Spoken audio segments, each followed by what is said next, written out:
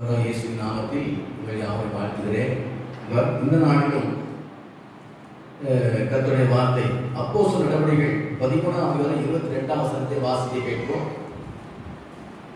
அப்போஸ்தலர் 13:22. பின்பு அவர் அவனை தள்ளி தாவீதை அவர்களுக்கு ராஜாவாக ஏற்படுத்தி, ஈசாயின் குமாரனாகிய தாவீதை என் இருதயத்துக்கு ஏற்றவனாக கண்டேன். ஒரு ஆண்டவர் கொடுத்த சாட்சி, அதை இங்க அப்போஸ்தலர் நடவடிக்கையில் புதிய ஏற்பாட்டில் நினைவுபடுத்துகிறது. நிறைய காரியங்கள், பழைய ஏற்பாட்டில் நடக்கிற காரியங்கள் புதிய ஏற்பாட்டில் நினைவுபடுத்தக்கூடிய காரியம் நிறைய இருக்கு. அதனால இந்த வேத புத்தகம் தேவனுடைய ஆவியால் எழுதப்பட்டது அல்லது தேவனுடைய உணர்த்ததால் எழுதப்பட்டதுன்னு நாம் அறிந்திருக்கிறோம். கர்த்தருக்கு ஸ்தோத்திரம். அப்போ பின்பு அவர் அவரை தள்ளி, அது சவுல தள்ளினாரு, அது ஒரு பிரச்சனை இல்லை. தாவீதை அவளுக்கு ராஜாவாக ஏற்படுத்தி, ஈசாயின் குமாரனாகிய தாவீதை என் இருதயத்துக்கு ஏற்றவராக கண்டேன், எனக்கு சித்தமானவளை எல்லாம் அவன் செய்வான் என்று அவனை கொண்டு சாட்சியை கொடுத்தார். ஆண்டவர் சாட்சி கொடுத்தார். பெரிய பாக்கியம். நிறைய பேருக்கு ஆண்டு சாட்சி கொடுத்துருக்கிற பேதராக இது உங்களும் என்னை குறித்து ஆண்டவர் சாட்சி கொடுக்கணும். என் பிள்ளை என் பேரை காப்பாற்றிட்டு இருக்கிறான், என் மகா என் பேரை காப்பாற்றிட்டு இருக்கிறா, நேசம் என்னோட நேரம் செலவழிப்பா, ஜெபம் பண்ணுவா, வேதத்தை வாசிப்பா, என்னை பாடி துதித்து ஆராதிப்பா, என் சித்தத்தை செய்வாள் என்று சொல்லி ஆண்டவர் நம்மை குறித்தும் சாட்சி கொடுக்கக்கூடிய அளவுக்கு ஒரு தரமுள்ள ஒரு வாழ்க்கை நாம் வாழ வேண்டும் என்று இன்னைக்கு ஆண்டவர் விரும்புகிறார். கொடிய காலத்தை நோக்கி போய்கிட்டு இருக்கிறோம், உபத்திரத்தை நோக்கி போய்கிட்டு இருக்கிறோம். ஆனாலும் கர்த்தர் கூட இருந்து அவர் சித்தத்தை நம் வாழ்க்கை நிறைவேற்ற வேண்டும் என்று விரும்புகிறார். அதுதான் அது என்ன சொல்லிருக்கிறதுனா, முதலாவது தாவீதை தன் இதயத்துக்கு ஏற்றவனாக கண்டிருக்கிறார். தாவீதை அவன் ஆண்டவர் இதயத்துக்கு ஏற்ற ஒரு மனிதனாக கண்டிருக்கிறார். இந்த வார செய்தி முழுதும் அந்த ஆண்டவர் இதயத்துக்கு ஏற்றவர்கள் யார் அப்படிங்கிறது குறித்தான் இந்த 7 நாளும் செய்தி இருக்கும். நீங்க தொடர்ந்து என்ன செய்யுங்க, கேளுங்க, நிச்சயமாக ஆசீர்வதிப்பார். இந்த தாவீது ஒன்றும் அவன் வாழ்க்கையில அப்படி ஆண்டவரை இதயத்துக்கு ஏற்ற ஒரு பரிசுத்தவனா வாழல. அதான் சில உலக ஞானிகள் சொல்லுவாங்க, வேதாகமத்தை வைத்து வேதாகமத்தை குற்றப்படுத்த வேண்டும் நினைக்கிறவங்க. இந்த தாவீது இப்படிப்பட்ட ஒரு மோசமான ஒரு ஆளு. இந்த ஆளை போய் இவங்க ஆண்டவர் இதயத்துக்கு ஏற்றவர் என்று சொல்லி அவனை ராஜாவாக ஏற்படுத்தி அவன் என் சித்தத்தை செய்வான்னு சொல்லி இருக்கிறாரு. என்னையா இது அநியாயம் என்று சொல்லி குற்றப்படுத்துகிற சகோதரர்கள் தேசத்துல உண்டு. அவர்கள் வேதத்தை சரியானபடி அறிந்து கொள்ளாதபடி குற்றப்படுத்த வேண்டும் என்ற நோக்கத்தோடு மட்டும் அதை வாசிக்கிறபடினால அதை குற்றப்படுத்திக்கிட்டு இருப்பாங்க. ஆனா முழுது வாசித்தா நன்றாக புரியும் அவங்களுக்கு. கர்த்தருக்கு ஸ்தோத்திரம். அப்போ இந்த தாவீதை குறித்து சாமுவேல், ராஜாக்கள், அந்த நிறைய நாளாகவும் நிறைய காலம் சொல்லப்பட்டிருக்கு. ரத்தன சுருக்கமாக சில இடங்கள் சொல்லப்பட்டிருக்கு. ரொம்ப ஷார்ட் அண்ட் ஸ்வீட்டா எழுதப்பட்டிருக்கு. அதை குறித்து நாம் தியானிக்கும். தாவீதை பத்தி எல்லாம் தெரியும். அவங்ககிட்ட இருந்த ஒரு சில குணநலங்களை மட்டும் தியானித்து நாம் அப்படியே வாழ்க்கைக்கு நம்ம என்ன செய்வோம், அர்ப்பணிப்போம். கர்த்தர் நம்மை ஆசீர்வதிப்பார். கர்த்தருக்கு ஸ்தோத்திரம். அந்த 51ஆம் சங்கீதத்துல வாசிங்கன்னா 1 முதல் 9 வரைக்கும் வாசிக்கும் போது அவர் செய்த அந்த நாத்தாம் தீர்க்கதரிசி தாவீது செய்த பாவத்தை உனக்கு சொல்லுவார். நீ இப்படி பாவம் செஞ்சுட்ட சொல்லுவார். தாவீது நினைச்சிருப்பாரு, நான் செய்த பாவம் யாருக்கும் தெரியாது, தெரிஞ்சாலும் நான் ராஜா, என்கிட்ட யார் சொல்லுவாங்க நீ பாவம் செஞ்சிட்டேன்னு யார் சொல்லுவாங்க என்று சொல்லி ஒரு தைரியத்தோடு வாழ்ந்து கொண்டிருந்த நாட்கள். ஆனாலும் தேவன் அவரை நேசித்தபடினால இவங்க பாவத்தோடு வாழ்ந்து பாவத்தோடு மறித்து போய்விடக்கூடாது என்பதற்காக அந்த தீர்க்கதரிசி மூலமாக தாவீது செய்த பாவத்தை உணர்த்துகிறார் ஆண்டவர். உணர்த்தின உடனே நான் ராஜா, நான் என்ன செய்ய யார் கேட்பா என்று சொல்லி தலையை உயர்த்தாதபடி, நெஞ்சை நிமிர்த்தாதபடி அந்த வார்த்தைக்கு அப்படியே கீழ்படுகிறார். சில ராஜாக்கள் பார்த்தீங்கன்னா தீர்க்கதரிசிக்கு ஏதாவது சொன்னாங்கன்னா உடனே கூட ஜெயில போட்டுருவாங்க. விழப்படும், என்னையே கொண்டு சொல்றியா, எனக்கே ஆலோசனை சொல்லியா சொல்லி. அதான் உலகத்தை சொல்லுவாங்க, எப்பொருள் யாரும் யாருமா கேட்பினும் அப்பொருள் மெய்ப்பொருள் காண்பது அறிவு சொல்லி உலக ஞானி சொல்லுவாங்க. ஒரு தேவனுடைய மனிதன் வாய்க்கு வார்த்தை வந்ததுன்னா நாம் அதை ஏற்றுக்கொள்ளணும். இந்த வார்த்தை எனக்கு பிரயோஜனமா இருக்குதா, இல்லை எனக்கு இந்த வார்த்தை சீர்படுத்துதா, இந்த வார்த்தை எனக்கு அவசியமா என்று சொல்லி ஆராய்ந்து பார்த்து நமக்கு அந்த வார்த்தை ஏதாவது ஆலோசனை இருக்கும் என்று சொன்னால் மனப்பூர்வமா எடுத்துக்கணும். ஒருவேளை அந்த வார்த்தை என்னை இதோ சீர்படுத்துகிறது, அதை என்னை குற்றத்தை சுட்டி காட்டுகிற வார்த்தை இருக்குன்னு சொன்னா அது சரணடையும், ஒப்பு கொடுக்கணும். ஆமான்னு ஒத்துக்கணும். தாவீது அப்ப செய்தார். சொன்ன உடனே அந்த 51ஆம் சங்கீதத்துல 1-9 வசனம் வரைக்கும் அந்த பாவத்தை ஒத்துக்கொண்டு கெஞ்சின, ஆண்டவரே நான் உண்மைதான் ஐயா, பாவம் செஞ்சுட்டேன் ஆண்டவரே, நான் மாம்சம் இருக்கிறேன், பாவம் செஞ்சுட்டு அறிக்கை செய்து ஜெபிக்கிறார். மீண்டும் என்னை புதுப்பியும் ஆண்டவரேன்னு சொல்லிட்டு அந்த ஜெபிக்கிறத பார்க்கணும். ஸ்தோத்திரம். 10, 11, 12 வசனத்துல சங்கீதம் 51 வாசித்து பாருங்க. எனக்கு மீண்டும் நிலவரமான ஆவியினால் என்னை புதுப்பியும், நல்ல ஆவி என்று எடுத்துக்கொள்ளாதுன்னு சொல்லி கெஞ்சி ஜெபிக்கிறத பார்க்கிற பிரியமானவர்களே. ஆனா உலக மக்கள் என்ன செய்றாங்கன்னா, பாவத்தை பார்க்கிறாங்க, அவனை கர்த்தர் ஆசீர்வதித்ததை பார்க்கிறாங்க, இடையில அவனுடைய பாவ மன்னிப்பு பெற்றுக் கொண்டதை பார்க்க மாட்டேங்கிறாங்க, சொல்ல மாட்டேங்கிறாங்க. அதையும் அறியணும். அப்படி பாவ மன்னிப்பை பெற்றுக் கொண்டவனாய் ஆனபடினால்தான் ஆண்டவர் மீண்டும் அவன் சொல்ற என் இதயத்துக்கு ஏற்றவன். தீர்க்கதரிசி மூலமாக பேசின போது அந்த வார்த்தை அப்படியே ஏற்றுக்கொண்டார். ஏற்றுக்கொண்டது மாத்திரமல்ல, அந்த வார்த்தை தன்னை அர்ப்பணித்து தன்னை பரிசுத்தப்படுத்திக் கொண்டார், பாவ மன்னிப்பை பெற்றுக் கொண்டார், தன் வாழ்க்கையை புதுப்பித்துக் கொண்டார்கள் பாருங்கள். அப்படி இருந்ததுனாலதான் அவரை பார்த்து ஆண்டு சொன்னார், இருதயத்துக்கு ஏற்றவன் என்று சொல்லியிருக்கிறார். அல்லேலூயா. உலகத்துல யாரும் பரிசுத்தமா பிறக்கல, யாரும் பரிசுத்தமா பிறக்கல. என் தாய் என்னை பாவத்தில் கர்ப்பதரித்தான் என்று சொல்லிதான் தாய் சொல்வார். அதோட ஒன்று சொல்லுவாங்க, ஒரு பரிசுத்தமான தாய், பரிசுத்தமான தகப்பன், அவர்களுக்கு ஒரு குழந்தை பிறக்கன்னு சொன்னா அது எப்படி பாவியா இருக்கும் அப்படின்னு சொல்லி கேட்பாங்க. பரிசுத்தமா இருக்கணும் அப்படின்னு கேட்பாங்க. ஆனா பாவம் மன்னிக்கப்படுவது சரீரத்துக்கு இல்ல, நம்ம ஆவியில தான் பாவம் மன்னிக்கப்படுது. ஆத்மாவில் பாவம் மன்னிக்கப்படுது, சரீரத்துல பாவம் மன்னிக்கப்படுது. அதனால இந்த சரீரத்தின் மூலமாக பிறக்கிற குழந்தைகளும் பாவமாக இருக்கிறது. அந்த குழந்தை பாவத்தை மன்னிப்பதற்கு இயேசு ரத்தம் ஆயத்தமாக இருக்கிறது. அல்லேலூயா, அல்லேலூயா, ஸ்தோத்திரம். இப்படி சொல்லிட்டு நீங்க அந்த 13ஆம் வசனம் வாசிக்கிறதா? சங்கீதம் 51, 13, 15 வாசிக்க கொஞ்சம். அப்பொழுது பாதகருக்கு உமது வழியை உபதேசிப்பேன். இதுதான் முக்கியமான வார்த்தை. தேவன் தன் என் இருந்து ஏற்றணும் சொன்னது என்ன காரணம்? பாவம் செஞ்சுட்டேன், அந்த பாவத்தை மன்னிச்சு என்னை பரிசுத்தப்படுத்தி புதிய மனசனாக மாற்றுங்க. அப்படி மாற்றும் போது உம்மை பற்றி ஜனங்களுக்கு நான் உபதேசம் பண்ணுவேன். சொன்னது பாஸ்டர் அப்படி இல்ல, ராஜா. யாரு? ஆசாரியன் இல்ல, ராஜா. ஆனா அபிஷேகம் பண்ணும் போதே ராஜாவாகவும் ஆசாரியனாகவும் அபிஷேகம் பண்ணப்படுது. ஆனா என்ன சொல்றாரு? அன்றைய பாவத்தை மன்னிச்சு என்னை பரிசுத்தப்படுத்தி புதிய மனசனை மாத்துங்க. நீர் எனக்கு செய்த நன்மைகளை, நீ என் பாவத்தை மன்னித்ததையும், என்னை பரிசுத்தப்படுத்தினதையும், என்னை குடும்பத்தை பிரித்து எடுத்ததையும், நான் கஷ்டப்பட்ட வேலைகள்ல, சோர்ந்து போன வேலைகள்ல நீ எனக்கு உதவி செய்ததை நான் இந்த உலகத்துக்கு உபதேசம் பண்ணுங்க ஆண்டவரே சொன்ன. இதுதான் பிதாவின் சித்தம்.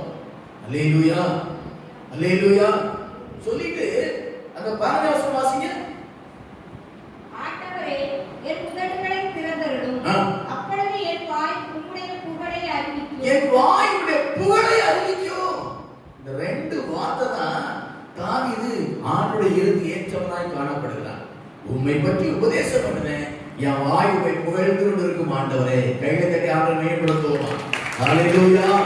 ஆண்டவரே, இந்த வார்த்தை, இந்த அனுபவங்கள் நம்முடைய வாழ்க்கையில் காணப்பட வேண்டும். இதான் பிதாவின் சித்தம். தேவன் நம்ம செய்த நன்மைகளை வெளியே சொல்லணும், அவரை பாடி துதித்து ஆராதிக்கணும். இந்த ரெண்டு பேரை செஞ்சா போதும். கர்த்தருடைய இருந்து ஏற்றவனை காணப்படுவோம். ராஜ்ய மேன்மை கர்த்தர் தருவார். அது எப்படியா தரப்போறாரு? தாவீது கொடுத்தார. ஆடு மேய்த்து கொண்டு குடும்பத்திலே அற்புதமா எண்ணப்பட்ட சாதாரண ஒரு மனிதன். அந்த மனிதனை தேர்ந்தெடுத்து ராஜாவாக உயர்த்தது உண்மைன்னு சொன்னா நீ உங்களை என்ன அப்படி ஆக்க முடியும் ஆண்டவர். ஒருவேளை இந்தியாவை ஆளக்கூடிய ராஜாவா இல்லாவிட்டாலும் ஆண்டவர் பார்வையில நாம் ராஜாக்கள் ராஜாத்திகள். அல்லேலூயா அல்லேலூயா ஸ்தோத்திரம். சொல்லிட்டு பாவிகள் உங்களிடத்தில் மனம் திரும்புவார்கள் அப்படிங்கிறார். என் பாவத்தை மன்னிச்சுட்டு என்ன பரிசுத்தப்படுத்தி புதிய மனுஷன் ஆக்கிட்டீங்கன்னா உங்களை பத்தி அநேக உபதேசம் பண்ணுவேன், உங்க பாடி துதிப்பேன், அநேக உன் பக்கம் திரும்புவார்கள். இந்த வார்த்தை, இந்த தீர்மானம் நான் ஆண்டவர் இணைத்து ஏற்றவனாய் அவனை உயர்த்திட்டு மேன்மைப்படுத்திட்டு உங்க வாழ்க்கை இந்த 3 காரியத்துல நீங்க உறுதியா இருக்கணும். எதுல? கர்த்தரை பாடி துதித்து ஆராதிப்பதில் உறுதியா இருக்கணும். தேவன் செய்த நன்மைகளை ஒரு சொல்வதற்கு நீங்க ஆயத்தமா இருக்கணும். சொன்னவர்களுக்கு அதை செபிக்கணும். இந்த 2 வேலை செய்தா ஆண்டவர் உங்கள் நிமித்தம் அநேகரை ரட்சிப்பார். இந்த காலம் நடக்க போகுது. அடிக்கடி இந்த காலம் நான் ஒழித்து சொல்வேன், சாதாரண விசுவாசியின் மூலமாக நிறைய அற்புதம் நடக்க போகிறது. சாதாரணமா இருக்கிற விசுவாசி அதே நேரத்தில் கர்த்தருக்கு உண்மையா இருக்கிறாங்க. அவரோட படிப்பு இல்லாமல் இருக்கலாம், பெரிய ஞானம் இல்லாமல் இருக்கலாம், அனுபவம் இல்லாமல் இருக்கலாம். ஆனால் உண்மையா தன் வாழ்க்கையை கர்த்தருக்கு அர்ப்பணித்து அவருடைய பார்வை உண்மையும் உத்தமும் பரிசுத்தமும் கீழ்ப்படுதலும் வாழ்வாங்கன்னு சொன்னா அவங்களை கொண்டு ஆண்டவர் அநேக அற்புதங்கள் செய்வதற்கு ஆயத்தமாக இருக்கிறார். அதற்கு நம்ம ஆயத்தப்படுத்திக் கொண்டிருக்கிறார். இந்த விசுவாசிக்கிறவங்க பயன்படுவாங்க. அல்லேலூயா அல்லேலூயா ஸ்தோத்திரம். இயேசு கிறிஸ்துவோட சுபாவம் அப்படியே தாவிது அதை பார்க்க முடியும். இந்த உபதேசம் பண்றது இயேசு கிறிஸ்து சுபாவம். அது அநேக மனம் திரும்ப செய்வது இயேசு சுபாவம். அந்த சுபாவம் தாவிது இருந்தது. அதனாலதான் இயேசு கிறிஸ்துடைய இருதயத்தை போல தாவீது இருதயம் மாற்றப்பட்டபடினால்தான் இயேசு கர்த்தர் சொல்லி இருக்கிறாரு, என் இருதயத்துக்கு ஏற்றவன்.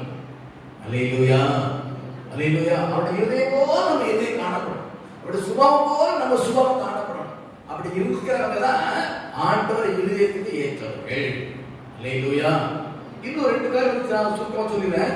1 சாமுவேல் 24ஆம் அதிகாரம் நீங்க 1 முதல் 22 வசனத்தை வாசிப்பீங்கன்னு சொன்னால, சவுல் பிலிஸ்தரை பின்தொடர்ந்து திரும்பி வந்த போது இதோ தாவீது எங்கே வனாந்தரத்தில் இருக்கிறார் என்று அவனுக்கு அறிவிக்கப்பட்டது. இது தொடர்ந்து வீட்டிலே வாசம் பாருங்க. உடனே சவுல் அந்த தாவீதை எப்படியாவது கொன்றோன்னு சொல்லிட்டு கொல்லப்பட்டு கொலைவெறியோடு கூட போவார். அப்படி போகும்போது பாத்தீங்கன்னா ஒரு குகையில தாவீது ஒளிஞ்சிருக்கிறார். அதே குகையில தான் சவுல் இயற்கை உபாதை கழிப்பதற்காக உள்ள போகிறார். இயற்கை உபாதைகள் உள்ள போகிறாரு. உள்ள தாவீது அவங்க ஆட்கள் இருக்கிறாங்க, இவர் தெரியாது. இவர் போய் அங்க உட்கார்ந்து அவர் வேலைய செஞ்சிட்டு இருக்கிறார். அப்ப தாவீது கூட என்ன சொல்லுவான், 4ஆம் வசனம் அவரை நோக்கி, இதோ நான் சத்துருவின் கையில் ஒப்புக் கொடுப்பேன், உன் பாதைக்கு நலமானபடி அவர் செய்தார்கள் என்று கர்த்தர் உன்னோடு சொன்ன நாள் இதுதானே என்றார்கள்.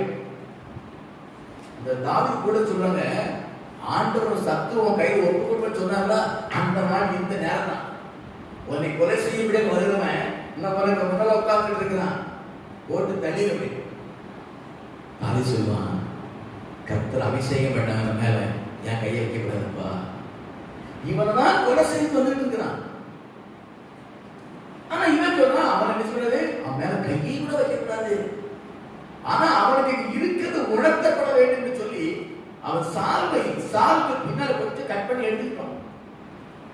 எடுத்துட்டு வெளியே வந்தவருக்கு தாவீது வெளிப்படுத்தும். எப்படி இருக்கும் சவுலுக்கு, தூக்கி வாரி போட்டுச்சு. அப்போ அந்த நேரத்துல அந்த 17ஆம் வசனம் வாசித்து பாத்தீங்கன்னா சொல்லுவான், தாவீதை பார்த்து நீ என்னை பார்க்கிற நீதிமான். அல்லேலூயா. இயேசு சொல்றாங்க பாத்தீங்களா, உண்மையிலேயே நீதிமான், உண்மையிலேயே தேவகுமாரன் அப்படி சொன்னாங்க பாத்தீங்களா. அதே மாதிரி கொலை செய்ய வேண்டும் என்று வந்த அந்த எதிரி சொல்றான், உண்மையிலேயே தாவீதே நீதாண்டா நீதிமான், நான் அநியாயக்காரன்டா. நீ எனக்காக யுத்தத்துல போய் கோலியாத்தெல்லாம் ஜெயிச்சு எத்தனையோ யுத்தங்கள் செய்து எனக்காக எவ்வளவோ காரியம் செய்த. ஆனாலும் நான் ஒரு கொலை செய்யும்படியாக பொறாமை ஆவியால் தேடி வருகிறேனே, நான் ஒரு அயோக்கியன், நீதாண்டா நீதிமான் சொல்லி அங்கே தாவீது சொல்லுவதை பார்க்கிறோம். பிரியமானவர்களே, கர்த்தருக்கு ஸ்தோத்திரம். சொல்லிட்டு நீ எனக்கு நன்மை செய்தாய், நானும் உனக்கு தீமை செய்தேன் என்று சொல்லி அவன் அங்கலாய்ப்பை பார்க்கிறான். எதை பார்க்கிறோம்? வேதனை அங்கலாய்ப்பை நம்ம பார்க்கிறோம். கர்த்தர் ஸ்தோத்திரம். நீ எனக்கு நன்மை செய்ததை என்று விளங்கப்படினான். கர்த்தர் என்னை உன் கையில் ஒப்பு கொடுத்திருந்தும் நீ என்னை ஒப்பு கொடுக்கவில்லை. கர்த்தர் உன் கையில் ஒப்பு கொடுத்திருக்கிறார். அவனே சொல்றான், சவுல் சொல்றான், கர்த்தர் நீ என்னை கொல்லும்படியாக என்னை உன் கையில கர்த்தர் ஒப்பு கொடுத்திருக்கிறாரு, நீ என்னை கொல்லுவேப்பா. அதான் தான் என் நீதிமான் சொல்லிட்டு ஒரு சாட்சி கொடுத்ததை பார்க்கணும். இது இயேசு கிறிஸ்து சுபாவத்தை உடையவனா இங்க காணப்படுகிறான்.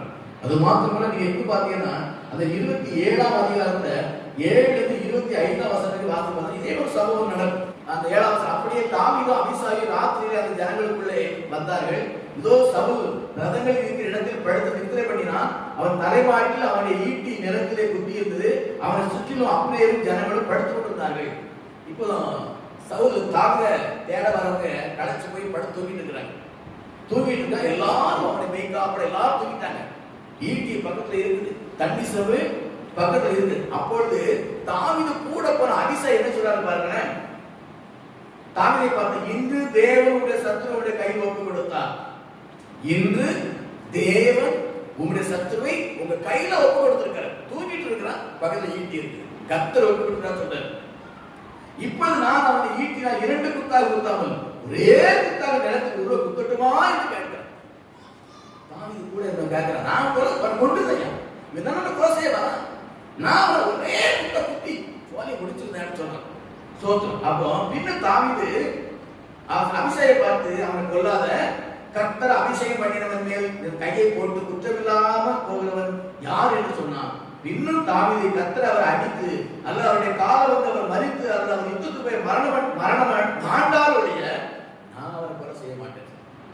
எவ்வளவு ஒரு தியாகமான ஒரு இருதயம் பார்த்தீங்களா? சும்மா சொல்லல, ஆண்டவர் தாவீதை பார்த்த இருதயத்தை ஏற்றவன் சொல்லிட்டு சும்மா சொல்லலைங்க. இந்த மாதிரி ஒரு மனுஷனை நீங்க உலகத்தை பார்க்க முடியுமா? ஒரு சாதாரண ஒரு ஒரு நகைக்கும் சம்பந்தமெல்லாம் அவரை கொலை பண்ணிக்கலாம். ஒன்னா என்ன பிடிக்கிறாங்க, இது வாக்குவாதம் வருது, உடனே நித்தியப்பட்டு கொண்டு கொடுத்தாங்க. அந்த அளவுக்கு கொலை நெறியோடு இருக்கிற மனிதன் வாழ்ற இந்த உலகத்துல தன்னை கொலை செய்ய வருகிறவனையும் 2 முறை வாய்ப்பு கொடுத்தோம், அவனை கொலை செய்யாதபடி தப்புச்சிட்டா பாத்தீங்கன்னா. அதனாலதான் ஆண்டவர் சொன்ன இதயத்துக்கு ஏற்றவன். அல்லேலூயா, சோத்திரம். சொல்லிட்டு திரும்ப அந்த 25 வசனம் 26, அப்புறம் சவுல் தாவீதை நோக்கி, என் குமாரனாகிய தாவீதே. இப்பதான் உதாரணம் வருது. எல்லாரும் கொலை பண்ண அறிஞ்சவன் இப்ப என்ன சொல்றான்? எனக்கு தாவீது என்ன பண்ணான்னா, அந்த ஈட்டி அந்த செம்பை எடுத்துட்டு போயிட்டான். வந்து தெரிஞ்சுக்கிறேன், தூரமாய் போய் சத்தம் கொடுப்பான். சத்தம் கொடுத்தோன்னா சவுல் புரிஞ்சுக்கிடுவோம், ஒவ்வொரு தாவீதான் வந்திருக்கிறான். வந்து தனக்கு நாட்டம் செம்பை எடுத்துட்டு இருக்கிறான், அதை கொலை செய்யாம விட்டு இருக்கிறான சொல்லிட்டு, என் குமாரனாகிய தாவீதே நீ ஆசீர்வதிக்கப்பட்டவன். எதிரி சந்திக்கிறான் பாருங்க, எதிரி ஆசீர்வதிக்கிறான் பாருங்க. என்ன காரணம்? இவனுடைய தேவ அன்பு இருந்ததுனால, இந்த மன்னிக்கிற சுபாவம் இருந்ததுனால, ஆண்டவர் விரும்புகிற இருதயம் இருந்தபடினால இப்ப சொல்றான், நீ ஆசீர்வதிக்கப்பட்டவப்பா, நீ பெரிய காரியம் செய்வாயப்பா. அல்லேலூயா. உங்களை பகைக்கிறவங்க உங்களை பார்த்து இப்படி சொல்லணும், உங்களை வெறுக்கிறவங்க உங்களை பார்த்து சொல்லக்கூடிய அளவுக்கு என்னோட வாழ்க்கை தரமுள்ள வாழ்க்கையா இருக்கணும். மன்னிக்கிற சுபாவமும் இறக்க சுபாவமும் தயவும் இயேசு கிறிஸ்துவோட இருதயம் நமக்குள்ள இருந்ததுன்னா நம்மளை பார்த்துட்டு சொல்லுவாங்க, எவ்வளவோ தீமை செஞ்சாங்களுக்கு, ஆனா அவங்க எனக்கு நன்மை செஞ்சிருக்காங்க, நான் எவ்வளவு வெறுக்கிறேன், என்ன நேசிக்கிறாங்க. சில மருமக சொல்லுவா, என் மகன் என்ன பாடுபடுத்தேன், ஆனா எனக்கு ஒரு தீமை செய்ய மாட்டேங்குது. சில மருமக சொல்லுவா, என்ன பாடுபடுத்துறேன், வாய் திறக்க மாட்டேங்கால. பயந்து போய் இல்ல, தேவனுக்கு பிரியமான இருதயம் இருக்கிறபடியால ஏற்று பேச மாட்டாங்க. அல்லேலூயா. புரிந்து கொள்ள வேண்டும் பிரியமானவர்களே, சகோதரனே சகோதரியே, அருமையான சகோதரிகளே, இந்த இருதயம் உங்க வாழ்க்கையில காணப்படணும். அப்பதான் நீங்க ஆண்டவர் சொல்வாரு, இருதயத்துக்கு ஏற்றவன் சொல்லி ஆசீர்வதிப்பார், உங்களை ஆசீர்வதிப்பார், பிள்ளைகளை ஆசீர்வதிப்பார், சந்ததி ஆசீர்வதிப்பார், கையின் பிரயாசத்தை ஆசீர்வதிப்பார். அதுக்கு நீ ஆயத்தப்பட வேண்டும். கர்த்தருக்கு ஸ்தோத்திரம். வீட்டுல போய் அந்த வசனம் அந்த அதிகாரம் முழுது என்ன செய்ய வாசிப்பார். நீ ஆசீர்வதிக்கப்பட்டவர், பெரிய காரியம் செய்வார், மென்மேலும் பலப்படுவாய் என்று சொல்லி கொல்ல வந்தவன் ஆசீர்வதிச்சுட்டு போறான். அல்லேலூயா, அல்லேலூயா, ஸ்தோத்திரம். இது தாவீதுடைய இரண்டாவது சுபாவம். இது இயேசு கிறிஸ்து சுபாவம். ஏன்னா இயேசு கிறிஸ்து நம்ம கர்வாசில அடிச்சு நொறுக்குறத பார்த்து பிதாவே மன்னிய சொல்லுறாரு பாத்தீங்களா? அதே சுபாவம் தான் இங்க இருக்கு. மூன்றாவது காரியம் பாத்தீங்கன்னா ஒரு 2 சாமுவேல் 9ஆம் அதிகாரம் நீ 1 முதல் 13 என்னால் தயவுபெற்றத்தக்கவர் எவனாவது சவுலின் வீட்டாரில் இன்னும் மீதியாய் இருக்கிறவன் உண்டா என்று தாவீது ராஜா வந்தார். ராஜா வந்த உடனே அவன் கேட்கிறவர்களை கூப்பிட்டு, இந்த சவுலுடைய சந்ததியில யாராவது பாதிக்கப்பட்டு இருக்கிறானா, நான் உதவி செய்யணும். சும்மா சொல்லல, என் இருந்து ஏற்றணும் சொல்லிட்டு இவனை கொலை செய்யும்படியாக அடிக்கும்படியாக துடிச்சிட்டு ஓடி வந்தான். அவன் அழிஞ்சு போயிட்டான். ராஜா வந்தாச்சு. இப்ப சொல்றான், அவன் சந்ததியில தேவை உள்ளவர்கள் யாராவது இருக்கிறாங்களான்னு சொல்லி அப்ப சொல்லுவான், அந்த அப்சலோம் நினைக்கிறேன் யாரு, அதாவது சவுலுடைய பேரை ஒருத்தர் இருக்கிறான், மோமி பேச அப்படின்னு சொல்லி. 2 கால் கிடையாது. ஒரு பிரச்சனை வரும்போது ஒரு கால் தூக்கி ஓடும் தூக்கி ஒரு கால் மடாம வச்சு சொல்லுவான், 2 காலும் உடமான ஒருத்தர் இருக்கிறான்னு சொல்லுவான். உடனே தாவீது அவனை கூட்டிட்டு வாங்கப்பா. 5ஆம் வசனம், அப்படி தாவீது ராஜா அவனை லோதபாரில் இருக்கிற அமேரி குமாரனாகிய மாகின் வீட்டுக்கு அழைப்பித்தான். சவுலின் குமாரனாகிய யோனாத்தானின் மகன் மோபிபேசை தாவீதுக்கு வந்தபோது முகங்குப்புற விழுந்து வணங்கினான். அப்பொழுது தாவீது மோபிபேசையே என்றான். அவன் இதோ அடியே என்று சொன்னான். சந்ததி சொல்றான், ஆனா எதிரி சந்ததி நேசிக்கிறான் பாருங்க. சொல்லிட்டு, பயப்படாதே, உன் தகப்பனாகிய யோனாத்தானுக்கு நான் நிச்சயமா உனக்கு தயவு செய்வேன். உன் தகப்பனாகிய யோனாத்தானும் தாவீது ரொம்ப க்ளோஸ் ஃப்ரெண்டு. சவுல் எதிரி, சவுலுடைய மகன் யோனாத்தான் தாவீது ரொம்ப க்ளோஸ் ஃப்ரெண்டு. ரொம்ப யோனாத்தான் சப்போர்ட் பண்ணிட்டு இருப்பான். அதான் சொல்றான், உன் தகப்பனாகிய தகப்பனுக்கு நான் என்ன செய்வேன், தயவு செய்வேன். ஸ்தோத்திரம். உன் தகப்பனாகிய சவுலின் நிலங்களை எல்லாம் உனக்கு திரும்ப கொடுப்பேன். நீ என் பந்தியில் நித்தம் புசிப்பாய். ராஜா சொல்றான், இப்போ ஒரு அடிமையா இருக்கிறத பார்த்துலாம், ஏன் கூட டெய்லி சாப்பிடுவோப்பா. அல்லேலூயா, அல்லேலூயா, அல்லேலூயா.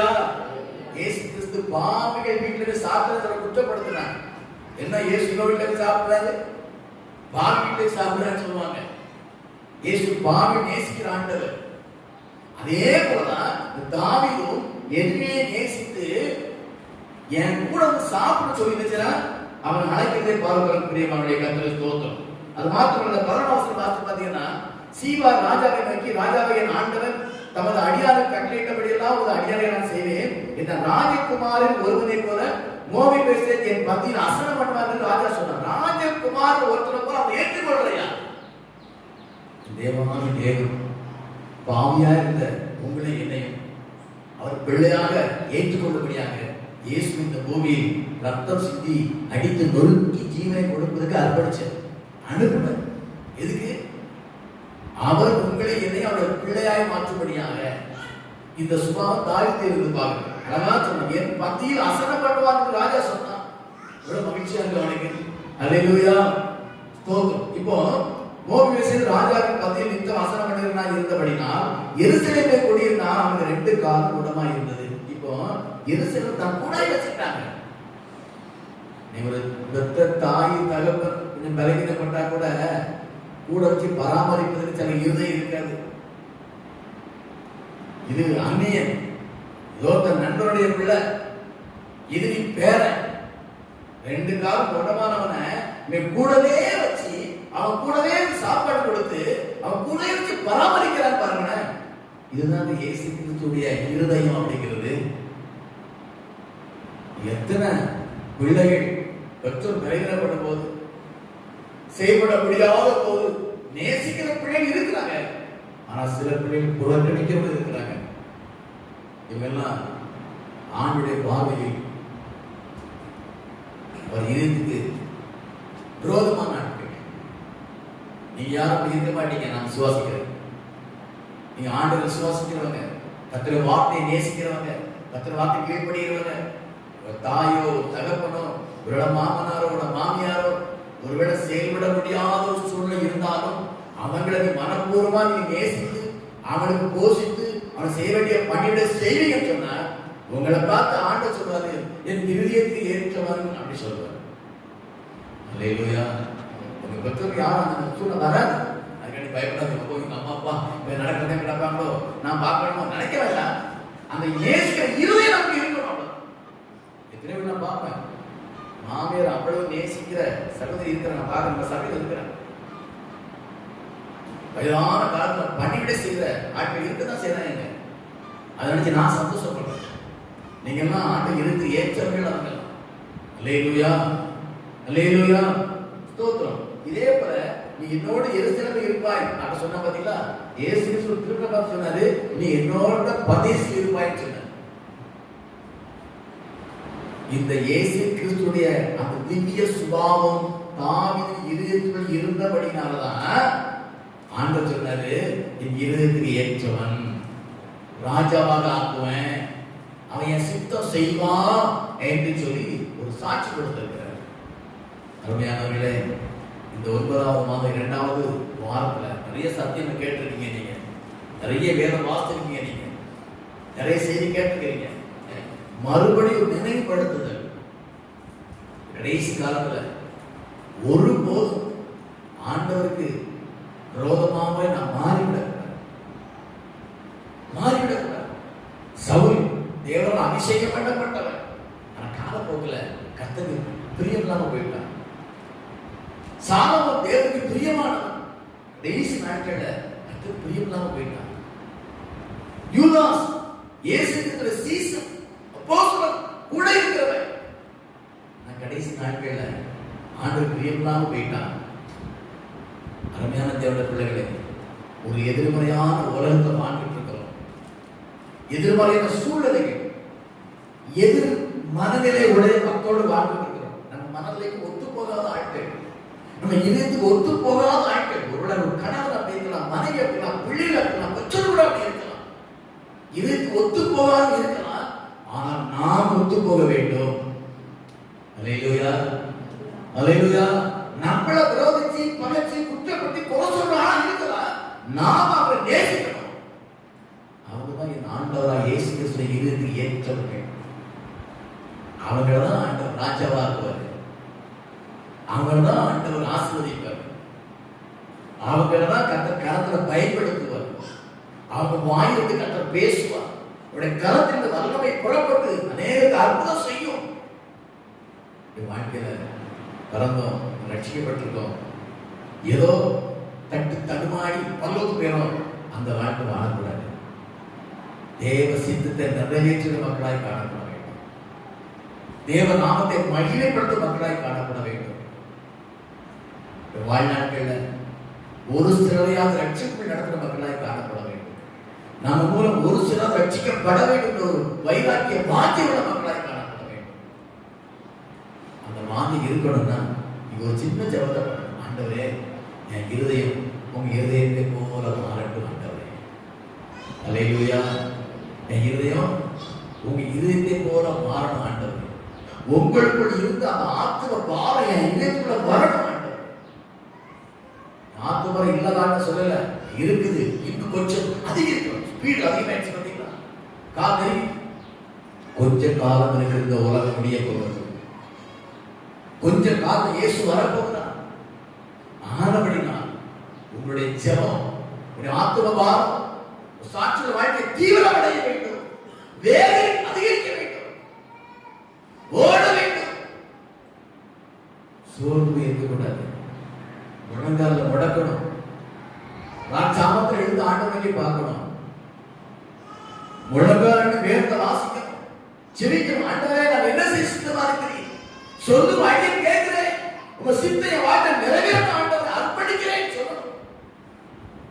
வாரிய பிள்ளைய சொல்லணும், நான் என்ன செய்ய சித்தமா இருக்கிறேன் ஆண்டவரே.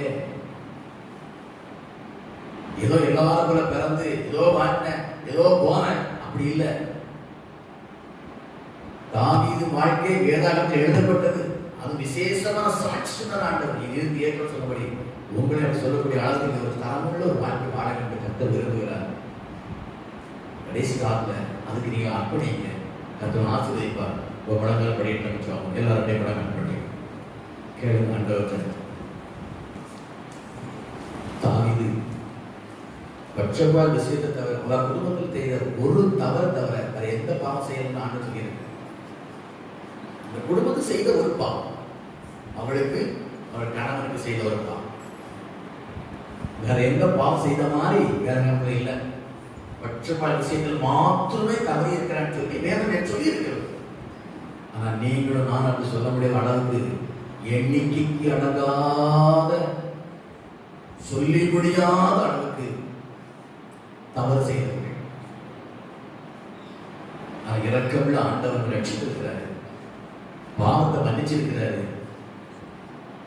மீண்டும் நம்முடைய வாழ்க்கை புதுப்பிக்கப்படும்படியாக நான் ஜெபிக்கணும். ஆண்டவரே, நல்ல ஆவியில நிரப்பும், ஜெப ஆவியில நிரப்பும், ஆத்துவ பாரதில நிரப்பும். ஆண்டவரே, அந்த கரத்தில் பயப்பட பாத்திரமாய் நான் காணப்பட வேண்டும். ஆண்டவரே, என் வாழ்நாள் ஒரு நாளை கூட்டி கொடுப்பேன் சொன்னாலும் அந்த நாள் உமக்காக பயப்பட வேண்டும். ஆண்டவரே, எனக்கு ஒரு விசேஷ ஞானத்தை கொடுப்பேன் சொன்னால் அந்த ஞானம் உமக்காக பயப்பட வேண்டும். ஆண்டவரே, சரீரத்தில் ஒரு பலத்தை கொடுப்பேன் சொன்னால் அந்த பலம் உமக்காக பயப்பட வேண்டும். ஆண்டவரே, பொருளாதாரத்தை ஆசீர்வதிப்பேன் சொன்னால் அந்த பொருளாதாரம் உமக்காக பயப்பட வேண்டும். ஆண்டவரே, சொல்லுங்கள் ஆண்டவரே. அப்படி ஒரு நிமிஷம் 2 நிமிஷம் எல்லாரும் சொல்லி நேர்மணங்கள் என்று நான் முடிச்சுக்கணும். நேர்மணங்கள் என்று ஆண்டவரே, தாவீது சொன்னது போல என்னையும் சொல்லக்கூடிய அளவுக்கு ஒரு தரமுள்ள ஒரு வாழ்க்கை வாழ எனக்கு கிருபை தாங்கப்பா. நல்லா இருக்கிறேன், நான் பரிசுத்தமா இருக்கிறேன், என் குடும்பத்துல நான் நேசிக்கிறேன், உழைக்கிறேன், பிழைக்கிறேன், நல்லா இருக்கிறேன். ஆண்டவரே, இதை விட ஒரு ஸ்டெப் கொஞ்சம் மேலப்படும். தேவ சித்தத்தை நிறைவேற்றுகிறேன், உங்களுடைய பட்சத்தில் நின்று ஒரு சித்தம் நிறைவேறுவதை அர்ப்பணிக்கிறேன். ஆண்டவரே, நீ சாப்பிடுகிற சொந்த பந்தங்கள், நண்பர்கள், உறவினர்களுக்காக, என்னோட படிக்கிறவர்கள், என்னோட பழகிறவர்கள், என்னோட வேலை செய்கிறவர்கள், அவர்களுக்காக ஒரு சில மணித்துளிகளாவது என் முழங்கால் முழங்க வேண்டும். அவளுக்காக என் வாய் ஒரு சில வார்த்தைகள் பேச வேண்டும். அவளுக்காக நான் ஒரு சில வார்த்தைகள் உங்களுக்கு நான் தெரியப்படுத்த வேண்டும். பேசுகிறவனாக, செயல்படுகிறவனாக, ஜெபிக்கிறவனாக காணப்பட வேண்டும். ஆண்டவரே, அதற்கு நீங்கள் அர்ப்பணிக்கிறோம். ஆண்டவரே, ஸ்தோத்திரம். ஆண்டவரே, அன்பின் பரலோக பிதாவே, இந்த 9வது மாதம் 2வது உயிர்த்த பண்டிகை நாட்கள் தாவீது வாழ்க்கை சுருக்கமாக எனக்கு கற்றுக் கொடுத்து இயேசு கிறிஸ்து சுபாவத்தை வெளிப்படுத்தி காட்டினார். உபதேசிக்கிறவர், மன்னிக்கிறவர், நேசிக்கிறவர், என்னோடு எசம் இருப்பார் சொன்னார். இயேசு சுபாவம் அப்படியே இருந்தபடினால, இயேசு இருதயம் அப்படியே இருந்தபடினால தாவீது இதற்கு ஏற்று நான் சொன்னார். அருமையான தேவ பிள்ளைகளே, உங்க இருதயம் இயேசு இருதயத்துல மாற்றப்பட வேண்டும். கொஞ்சம் உருவாக்குங்கள். ஆண்டவரே, என் இருதயம் உங்க இருதயத்தை போல மாற்றப்பட வேண்டும். என் வாழ்க்கை உங்களுடைய வாழ்க்கை போல காணப்பட வேண்டும். என் செயல்பாடு உங்க செயல்பாடு காணப்பட வேண்டும். ஆண்டவரே, உங்களை போல நானும் ஆத்மாவாக சுற்றி தெரிய வேண்டும். ஆண்டவரே, உங்களை போல நான் தேசத்துக்கு உலகத்தை செழிக்க வேண்டும். ஆண்டவரே, உங்களை போல வேத வசனத்தில் நிரப்பப்பட்ட மகனாய் மகளால் காணப்பட வேண்டும். ஆண்டவரே, உங்களை போல நானும் நல்ல போராட்டத்தை பாடி ஓட்டத்தை முடித்தேன் என்று அர்ப்பணிக்கிற ஒரு நேர்மையான வாழ்க்கை எனக்கு வேணும். ஆண்டவரே, கேளுங்க. அன்பின் பரலோக பிதாவே, பிள்ளைகள் இதற்காக பார்த்துக் கொண்டிருக்கிறேன், அவள் கேட்பதை நீ கேட்டுக் கொண்டிருக்கிறேன். உங்களை ஆசீர்வதித்து இவர்களும் இதற்கு ஏற்றவளாய் காணப்படக்கூடிய அளவுக்கு நீ புதுப்பிக்கும்படியாக நான் ஜெபிக்கிறேன். அப்படிப்பட்ட ஒரு புதிய அபிஷேகத்தோடு கடந்து போக நான் ஜெபிக்கிறேன். இந்த சத்தத்தை தூரமாய் கேட்கிற பிள்ளைகள் கூட இந்த அனுபவத்தின்படியே வாழ்க்கைய நான் ஜெபிக்கிறேன். ஆண்டவரே, ஆசீர்வதி. சத்தத்தை கேட்ட பிள்ளைகளுடைய கரத்தில் பயன்படும் பாத்திரங்களாய் காணப்படட்டும். இப்படி இதற்கு ஏற்றவளாய் காணப்படட்டும். இப்படி இதத்தை போன்ற இதயங்களாய் காணப்படட்டும். சித்தம் செயலாய் காணப்படட்டும். இந்த சத்தத்தை கேட்ட பிள்ளைகளை நீர் மகிமைப்படுத்தினார். கர்த்தர் அப்படி செய்யுங்கள். இயேசுவின் நாமத்தில் ஜெபிக்கிறேன் நல்ல பிதாவே. கர்த்தராகிய இயேசு கிறிஸ்து கிருபையும் பிதாவுடைய அன்பும் பரிசுத்த ஐக்கியம் வழி நடத்தலும் நம் அனைவரோடு கூட சகல பரிசுத்தமான கூட ஆண்டோட வழிபட்டு காணப்படுவதாக. சரி சொல்லுவோம். என் ஆத்துமாவே கர்த்தரை ஸ்தோத்திரி, என் முழு உள்ளமே பரிசுத்த நாமத்தை ஸ்தோத்திரி. என் ஆத்துமாவே கர்த்தரை ஸ்தோத்திரி, அவர் செய்த சகல உபகாரங்களையும் மறவாதே. ஆமென். அல்லேலூயா, அல்லேலூயா, அல்லேலூயா. ஸ்தோத்திரம். கர்த்தர் ஆசீர்வதிப்பார். கர்த்தருக்கு ஸ்தோத்திரம்.